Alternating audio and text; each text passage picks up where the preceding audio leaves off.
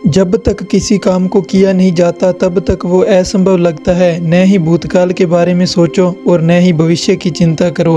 अपने दिमाग को सिर्फ वर्तमान में लगाओ।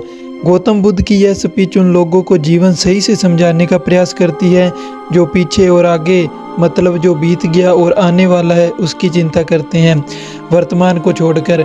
उनकी यह स्पीच वर्तमान में जीने के लिए प्रेरित करती है।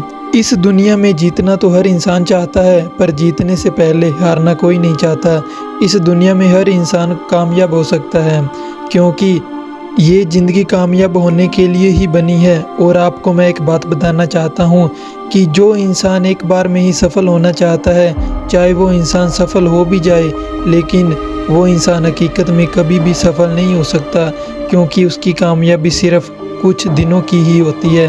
और जो इंसान हार को बार बार गले लगाकर जीतना चाहता है, वही इंसान पूरी ज़िंदगी कामयाब रह सकता है और अपना इतिहास में नाम लिखवा सकता है।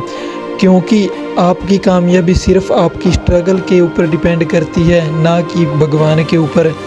अगर आप भगवान के ऊपर इतना ही भरोसा रखते हैं कि भगवान आपको कामयाब बनाएगा, तो आपको मैं एक बात बताता हूँ, जब भी भगवान आपको कामयाब बनाना चाहते हैं तो आप भगवान को ही गलत समझ लेते हैं। क्योंकि भगवान को इस बात का पता है कि अगर आप संघर्ष करेंगे तो आपको कामयाबी अवश्य मिलेगी। और जब वो आपको संघर्ष का मौका देते हैं तो आप संघर्ष करने की जगह भगवान को ही गलत समझ लेते हैं कि हे भगवान, तुम क्यों मेरे पीछे पड़े हो। इसीलिए कभी भी किसी के भरोसे पर मत रहिए, सिर्फ अपने ऊपर ध्यान दीजिए और मेहनत कीजिए।